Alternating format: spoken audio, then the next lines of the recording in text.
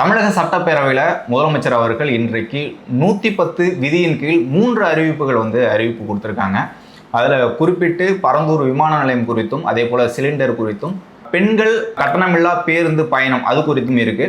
ஆக்சுவலாக இந்த 3 திட்டமே ஒரு வரலாற்று சிறப்புமிக்க ஒரு திட்டம்னு சொல்லலாம். இதுக்கு எதிர்க்கட்சியினர் ஏன் இதெல்லாம் கொடுக்கலன்னு கேட்டாங்க. இப்போ கொடுத்ததுக்கப்புறம் ஏன் இப்படி கொடுத்துருக்கீங்க அப்படி கொடுத்துருக்குன்னு சொல்லிட்டு அவங்க ஒரு சாக்கு கண்டுபிடிக்கணும், ஒரு குறையை கண்டுபிடிக்கணுக்காண்டியே அவங்க சொல்கிறாங்க. பரந்தூர் முன்னாடி வரக்கூடாது நாங்களும் நினைக்கிறோம்னாங்க. இப்போ ஏன் பரந்தூர் நம்ம கைவிட்டு போயிடுச்சு அப்படின்னு சொல்லி ஒரு விமர்சனத்தை வைக்கிறாங்க. ஆனால் முதல்வர்கள் ஒவ்வொரு விஷயத்தையுமே பார்த்து ரிசர்ச் பண்ணி தான் அவர் அறிவிப்பாய் விடுறாரு. ஸோ குறிப்பாக இந்த வெற்றி பயண திட்டம் ஒரு பெரிய ஸ்கீம்னு சொல்லலாம். ஏன்னா மகளிருக்கு ஃப்ரீ பஸ் டிக்கெட்ஸ் ஃப்ரீயாக பயணம் பண்ணலாம். ஆனால் அது குறிப்பிட்ட ஒரு 40 கிலோமீட்டருக்குள்ளே தான் இருந்துச்சு. அதுவுமே நீங்கள் இந்தியன் டிஸ்ட்ரிக்டோ இல்லை உங்கள் ஊரை தாண்டி நீங்கள் பயணம் பண்ண முடியாது. அதுவுமே ஒரு சில பஸ்ஸஸில் மட்டும், டவுன் பஸ்ஸுன்னு சொல்லுவாங்க நம்ம ஊர் சைட்லாம், அந்த பஸ்ஸில் மட்டும் தான் பயணம் செய்ய முடியும். ஆனால் இப்போ அதை எக்ஸ்டென்ஷன் பண்ணி முதல்வர் விஜய் அவர் அறிவிப்பு விட்டுருக்காரு.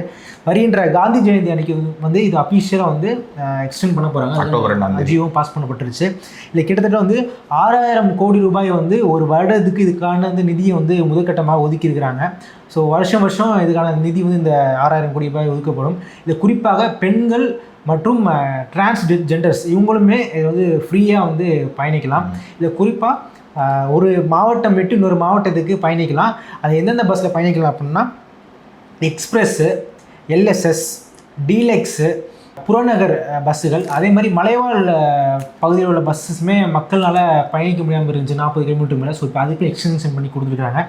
ஸோ இதில் பெண்களுக்கு ஒரு நல்ல ஸ்கீம்னு சொல்லலாம். ஏன்னா குறிப்பிட்ட பேருந்து இப்போ எக்ஸ்டென்ஷன் பண்ணி கொடுத்துருக்காங்க. மாநகரம் நகர பேருந்துகள் முற்றிலுமாக இலவசமாக இந்த வெற்றி பயண திட்டங்கிறது மகளிருக்கு முதல்வர் விஜய் அனௌன்ஸ் பண்ணியிருக்காங்க. இப்போ இந்த திட்டம் எப்படின்னா வெற்றி தமிழகம் தொலைநோக்கு திட்டம் அப்படிங்கிறதுக்குள்ள நிறைய திட்டங்கள் அறிவிச்சிருக்காங்க.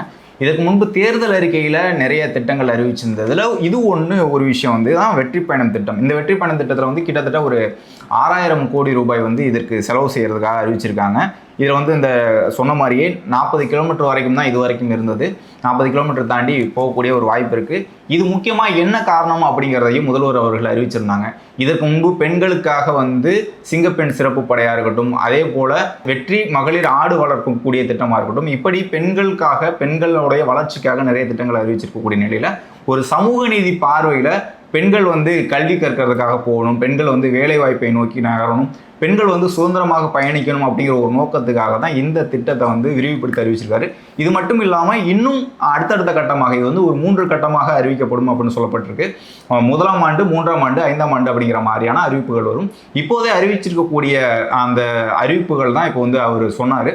அந்த மாதிரி வெற்றி பயணம் திட்டம் இதுவரைக்கும் அறிவிக்கப்படுமா, எப்போ அறிவிக்கப்படும் அப்படிங்கிற கேள்விகள்லாம் பட்ஜெட் தொடக்க காலகட்டத்தில் பேசிட்டு இருந்தாங்க. இன்றைக்கு 110 விதியின் கீழே முதல்வர் அவர்கள் அறிவிச்சிருக்காங்க. இதில் குறிப்பாக பெண்கள்கிட்ட பொதுவாக வண்டின்னு பெருசாக இருக்காது. மென்ஸ்ட்டு அதிக வண்டி வச்சுருப்பாங்க, கார் வச்சுருப்பாங்க, பெண்கள்கிட்ட இருக்காது. ஸோ அவங்க அந்த டிரான்ஸ்போர்ட்டேஷனுங்கிறதே மோஸ்ட்லி அவங்க பஸ்ஸஸ்ஸு, ஆட்டோ இந்த மாதிரி தான் நாடி இருப்பாங்க. ஆனால் இப்போ ஃபுல்லாகவே நீங்கள் பப்ளிக் டிரான்ஸ்போர்ட் யூஸ் பண்ணுங்கள், எங்கே வேணால் பப்ளிக் டிரான்ஸ்போர்ட்லேயே போங்கன்னு சொல்லிட்டு ஒரு மாபெரும் ஒரு வரலாற்று சிறப்புமிக்க அறிவிப்பு முதல்வர் விஜய் அவர் அறிவிச்சிருக்காங்க. இதில் அவர் குறிப்பிடும் போதே மாணவிகள் தொலைதூரத்தில் உள்ள கல்லூரிகளுக்கு செல்லவும், பணியிடங்களுக்கு செல்லவும், மருத்துவம் மற்றும் அத்தியாவசிய தேவைகளுக்கு கட்டணமின்றி பேருந்துகளை பயணிக்க இயலும் அப்படிங்கிற ஒரு காரணம் தான். இப்போ இந்த திட்டம் ஏன் அப்படிங்கிற மாதிரி நிறைய கேள்விகள் கேட்பாங்க, பெண்களுக்கு மட்டும் ஏன் கொடுக்குறாங்க அப்படின்ட்டு. இப்போ ஒரு பெண்கள் அவங்க சம்பாதிக்கக்கூடிய பணத்தில் இந்த பயணத்துக்கு நிறைய செலவு பண்ணுறாங்கன்னா அவங்க சேமிப்புங்கிறது குறைவாக இருக்கும். அதே போல் நீங்கள் ஒரு 1000 ரூபாய் 2000 ரூபாய்ங்கிற அளவுக்கு செலவு பண்ணுறீங்களோ, அல்லது தினந்தோறும் 100 ரூபாய் செலவாகுதுன்னா அதில் சேமிக்க முடியாத ஒரு சூழல் இருக்கும். ஏன்னா ஒரு 4000மோ ஒரு 8000மோ சம்பாதிக்கக்கூடிய பெண்கள் இதை பார்த்துக்கிட்டு போய் அவ்வளோ தூரம் போயிட்டு வரணுமா, நம்ம வீட்டில் இருக்க வேலையை பார்த்துக்கலாம் அப்படிங்கிற ஒரு சூழல் இருந்துச்சு.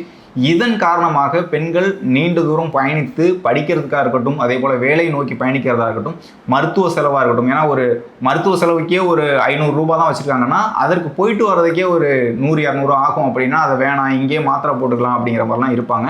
அதெல்லாம் மாற்றி நமக்கு பேருந்து ஒரு மாவட்டம் வரைக்கும் போய் மாவட்ட மருத்துவமனை வரைக்கும் போகக்கூடிய ஒரு சூழல் ஏற்பட்டிருக்கு. அதே போல் மற்ற மாவட்டங்களுக்கும் சென்று இந்த பயணத்தை மேற்கொள்ளக்கூடிய ஒரு திட்டமாக அறிவிச்சிருக்காங்க. அந்த அறிவிப்பு அக்டோபர் 2ஆம் தேதி முதல், காந்தி ஜெயந்தி முதல் இருக்க போகுது அப்படிங்கிறதையும் முதல்வர் அவர்கள் அறிவிச்சிருக்காங்க. அடுத்து குறிப்பாக சொல்ல போனோம்னா அன்னபூரணி சூப்பர் 6 அந்த திட்டம் வந்து முதல்வர் விஜய் அவர்கள் வந்து இன்றைக்கி அறிவிச்சிருக்கிறாங்க. இதில் குறிப்பாக கிட்டத்தட்ட 1,30,00,000 குடும்பங்கள் வந்து இதை வந்து பயனடைய போகிறாங்க. அதே சமயம் இது வந்து வருகின்ற பொங்கல் 2027 அன்று இந்த திட்டம் வந்து அமலுக்கு வருது. இதுக்கு வந்து கிட்டத்தட்ட 4,000 கோடி ரூபாய் ஒரு வருடத்துக்கு ஒதுக்கியிருக்கிறாங்க. ஸோ எவ்ரி இயர் வந்து இந்த அமௌண்ட் வந்து ஸ்பெண்ட் பண்ணுவாங்க.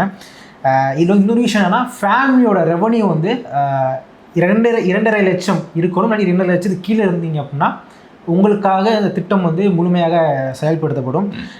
3 சிலிண்டர்கள் ஒரு வருடத்துக்கு கொடுக்குறாங்க. உங்களோட வங்கி கணக்குக்கு இதோட பணம்ங்கிறது வந்து வரவு வைக்கப்படும். எப்படி அப்படின்னா, உங்கள் வந்து சிலிண்டரை நீங்கள் வாங்கிட்டீங்க அப்படின்னா அவங்க எந்த டீலரோ அவங்கள்ட்ட வெரிஃபை பண்ணிக்கிட்டு கவர்மெண்ட் வந்து உங்களுக்கான மானிய அமௌண்ட்டை வந்து உங்களோட கணக்குக்கே செலுத்திடுவாங்க. இதற்கு முன்பு வந்து ஒவ்வொரு சிலிண்டருக்கும் குறைந்த மானியங்கள் இருக்கும். இப்போ வந்து முழுமையான ஒரு 3 சிலிண்டர்கள் வந்து வருடத்துக்கு கொடுக்கணும். அப்போ வந்து இதற்கு முன்பு எப்படி இருந்ததோ அதே மாதிரி இப்போ 3 சிலிண்டர்கள் வந்து இலவச மானியமாக கொடுக்கப்படுது.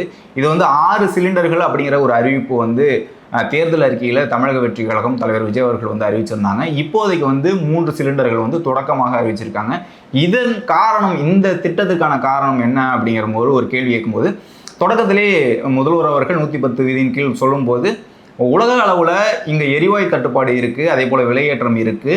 தமிழ்நாட்டிலையும் இப்போ சமீபத்தில் பார்த்துருப்பீங்க, தமிழ்நாடு முழுக்க சிலிண்டர் கிடைக்கல அப்படின்ட்டு நிறைய வெளியில் இருக்கக்கூடிய ஹோட்டல்கள்லாம் வந்து தட்டுப்பாடு ஏற்பட்டிருந்தது. அந்த மாதிரியான சூழலில் வீட்டிலையும் நிறைய பணம் செலவழிக்க வேண்டிய ஒரு தேவை இருக்குது. நிறைய செலவுகள் வந்து இந்த உணவு தேவைக்கே பயன்படுத்தக்கூடிய நிலையில் வந்து அன்னபூர்ணி சூப்பர் 6 திட்டத்தின்படி இந்த மானியம் கொடுக்கும்போது ஒரு 3 சிலிண்டர்கள் ஒரு வருடத்துக்கு 3 சிலிண்டர்கள் கொடுக்கும்போது அந்த பணங்கள் வந்து சேமிப்பாக மாறும். அது மக்கள் வந்து குடும்பங்கள் வந்து வேறு ஒரு தேவைக்கு பயன்படுத்துவாங்க அப்படிங்கிறது தான் இந்த திட்டம் வந்து முக்கிய நோக்கமாக இருக்குது. ஏன்னா இப்போ குறிப்பாக வந்து ஒரு குடும்பம்னு எடுத்துக்கிட்டிங்கன்னா மாதம் சிலிண்டர்லாம் இப்போ 1000 ரூபாய்க்கிட்ட விலை வந்துடுச்சு. ப்ளஸ் உங்கள் ட்ராவலே குறைஞ்சபட்சம் 10,000 ரூபா மாதத்துக்கு தேவைப்படும் ஒரு குடும்பத்துக்குன்னா. ஸோ இந்த விலைகள்லாம் மிச்சமாகுது. ஸோ இதுதான் வந்து ஒரு கவர்மெண்ட் வந்து பண்ண வேண்டிய முக்கியமான கடமைகள். ஸோ இது வந்து முன்னாடி பல கவர்மெண்ட் வந்து அறிவிச்சிருப்பாங்க, இதை பாதி பண்ணிட்டு போயிருப்பாங்க, இல்லை தவறி இருப்பாங்க. ஆனால் தாவேக்கா வந்து தேர்தல் வாக்குறுதி என்ன கொடுத்தாங்களோ அது வந்து முற்றிலுமாக இப்போ வந்து நிறைவேற்றிருக்காங்க. ஸோ தட்டுப்பாடுகள் காரணத்தை காட்டினா தான் இப்போ இந்த சிலிண்டர் வந்து 6 சிலிண்டர் வந்து 3 சிலிண்டரை கொடுத்துருக்காங்க தவிர்த்து மற்றபடி அதுவுமே வருங்காலில் வந்து இன்க்ரீஸ் பண்ண செய்யப்படுங்கிறத வந்து 1,30,16,104 குடும்பங்கள் வந்து பயன்பெறும் ஆண்டுதோறும் அப்படிங்கிறத சொல்லியிருக்காங்க. கிட்டத்தட்ட வந்து 2.5 லட்சத்துக்கும் மிக அந்த வருமானம் இருக்கக்கூடியவர்களுக்கு வந்து இந்த திட்டம் வந்து அறிவிக்கப்பட்டிருக்கு.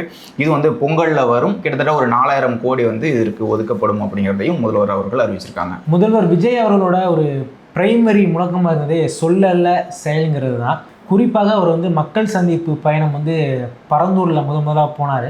ஸோ அப்போ வந்து இந்த இடத்துல வந்து நான் வந்து ஏர்போர்ட் வந்து நான் கொண்டு வர விட மாட்டேன், வேறு இடத்துல நான் கொண்டு வருவோம், அதை ப்ராப்பராக அனலைஸ் பண்ணி எங்கே ஏர்போர்ட் எந்த இடத்துல உகந்தமான இடம் இருக்கோ அங்கே கொண்டு வருவோம், பரந்தூரில் கண்டிப்பாக வராது, விவசாயிகள் பக்கம் தான் நான் இன்றைக்கி நிற்பேன்னு அவர் சொன்னார். அதன்படி இன்றைக்கி சட்டமன்றத்தில் அதுக்கான வந்து ஒரு அறிவிப்பையும் விட்டுருக்காரு. அது என்னென்னா, பரந்தூரில் விமான நிலையம் வராதுங்கிறத ஆணித்தனமாக சட்டமன்றத்தில் ஒரு அறிவிப்பை விட்டுருக்காரு. இப்போ 110 விதியின் கீழ் வந்து இன்றைக்கு நிறைய அறிவிப்புகள் வந்திருக்கு. அதே போல் இந்த அறிவிப்பும் இருக்குது.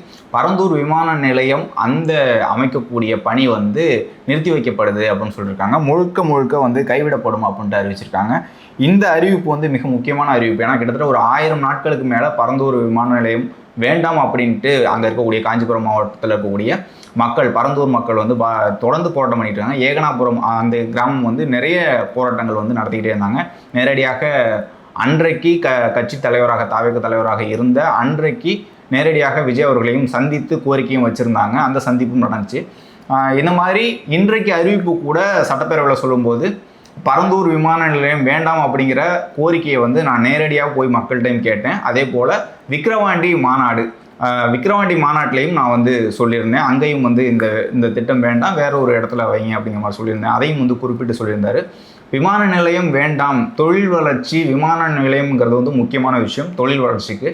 அப்போது தொழில் வளர்ச்சி ஏற்படுத்தக்கூடிய விமான நிலையம் வேண்டாம்னு சொல்ல, அந்த இடத்துல கிட்டத்தட்ட வந்து நிறைய விவசாய நிலங்கள் பாதிக்கப்படக்கூடிய அந்த இடத்துல வேண்டாம் அப்படிங்கிறது தான் என்னுடைய நிலைப்பாடு அப்படிங்கிறத அறிவிச்சிருந்தார். இன்றைக்கு வந்து அந்த அறிவிப்பு வெளியிட்டிருக்காரு.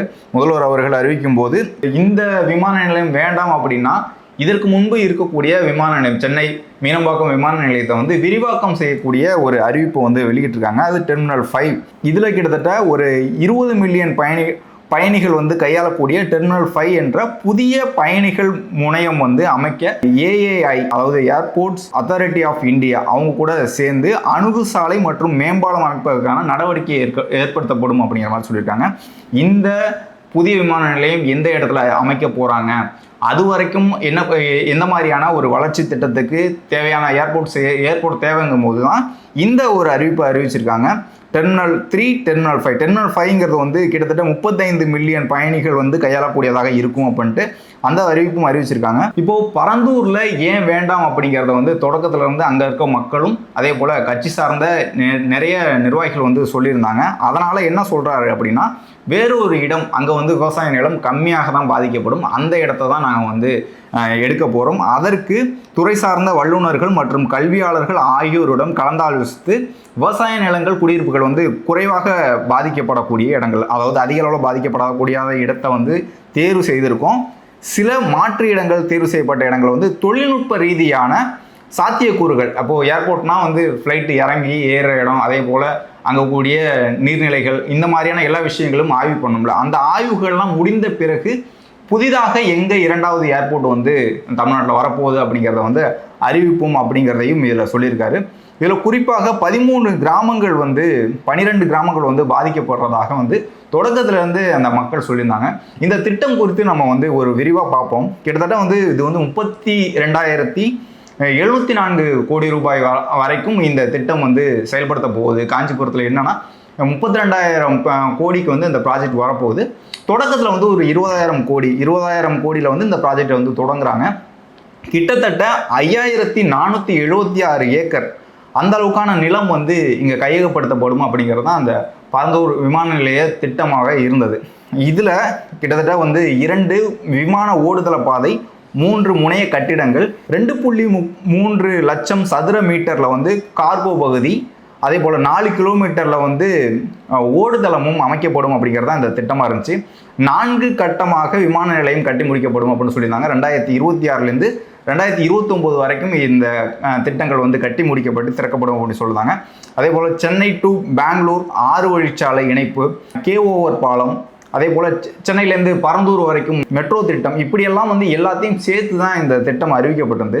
இந்த பாதிப்பு என்ன அப்படின்னா, கிட்டத்தட்ட 12லேருந்து 13 கிராமங்கள் வந்து பாதிக்கப்படுது. இதில் விவசாய நிலங்கள் அதிகமாக பாதிக்கப்படுது. விவசாய நிலம்ங்கிறது வந்து 47.46% வந்து விவசாய நிலம் பாதிக்கப்படுது. 16.35% வந்து தரிசு நிலம் பாதிக்கப்படுது. 1.36% வந்து சாலைகள் அங்கே வந்து பாதிக்கப்படுது. 7.36 வந்து அரசு புறம்போக்கு நிலம் பாதிக்கப்படுது. இங்கே இருக்கக்கூடிய நீர்நிலைகள் கிட்டத்தட்ட வந்து ஏரிகளாக இருக்கட்டும், குளங்களாக இருக்கட்டும், கோயில்களாக இருக்கட்டும், மக்கள் வசிக்கக்கூடிய பகுதிகளாக இருக்கட்டும், எல்லாமே பாதிக்கப்படும் போது தான் வந்து அதிகமான விவசாய நிலம் பாதிக்கப்படக்கூடிய, அதிகமாக நீர்நிலைகள் பாதிக்கப்படக்கூடிய ஒரு இடத்துல வந்து விமான நிலையம் வேண்டாம், குறைவான இடங்களில் பாதிக்கப்படக்கூடிய இடத்துக்கு மாற்றுவோம் அப்படிங்கிறதான் வந்து தமிழக அரசோட நிலைப்பாடாக இன்றைக்கு இருக்கக்கூடிய முதல்வர் விஜய் அவர்களுடைய நிலைப்பாடாக இருக்குது. அப்படி தான் வந்து இங்கே வந்து இந்த பரந்தூர் விமான நிலையம் இங்கே கட்டப்படாத ஒரு சூழலில் வந்து கிட்டத்தட்ட ஒரு 12 ஏரிகள், 11 குட்டைகள், 5 தாங்கல்கள், 17 குளங்கள், 120 சின்ன சின்ன கோயில்கள் அந்த கிராமங்கள் இருக்குல்ல, 13 கிராமங்களில் இருக்கக்கூடிய இந்த இடங்கள்லாம் வந்து பாதுகாக்கப்படுது. வேறொரு இடத்துல மாற்றுவதன் மூலமாக 2 பேருக்குமே தொழில் வளர்ச்சி முக்கியம், அதே போல் விவசாயம் முக்கியம் அப்படிங்கிறதுனால தான் இந்த அறிவிப்பு. இதில் நிறைய எதிர்ப்புகள் வந்தாலும் அந்த நிலங்களை என்ன செய்வீங்க அப்படிங்கிறத வந்து இதற்கு பிறகு அறிவிக்கப்படும் அப்படின்ட்டு அரசு அறிவிச்சிருக்காங்க. அதே போல் 2வது இடம் எங்கே இருக்குங்கிறதையும் அரசு வந்து மறுபடியும் அறிவிக்கும்னு சொல்லியிருக்காங்க. இந்த திட்டம் விவசாயிகளும் பாதிக்கப்படக்கூடாது, அதே போல் ஏர்போர்ட்டும் வேண்டும் அப்படிங்கிறத 2 பக்க கேள்விகளையும் 2 பக்க தரப்பு பதில்களையும் கேட்டு இந்த முடிவை வந்து அரசு அறிவிச்சிருக்காங்க. இதில் எதிர்க்கட்சிகள் அரசியல் செய்தாலும் மக்கள் பாதிக்கப்படக்கூடாது, மக்கள் வந்து மிகப்பெரிய அளவில் விவசாயிகள் பாதிக்கப்படக்கூடாதுங்கிறத வந்து முதல்வர் அவர்கள் அறிவித்து இந்த திட்டத்தை வந்து கைவிடப்படும் அப்படின்னு சொல்லியிருக்காங்க. அடுத்தடுத்த கட்டமாக வந்து இந்த வளர்ச்சி திட்டத்திற்கும் செயல்பாடுகள் இருக்கும் அப்படின்ட்டு முதல்வர் அவர்கள் அறிவிச்சிருக்காங்க. ஸோ இதெல்லாமே ஒரு வரலாற்று சிறப்புமிக்க அறிவிப்புகள்.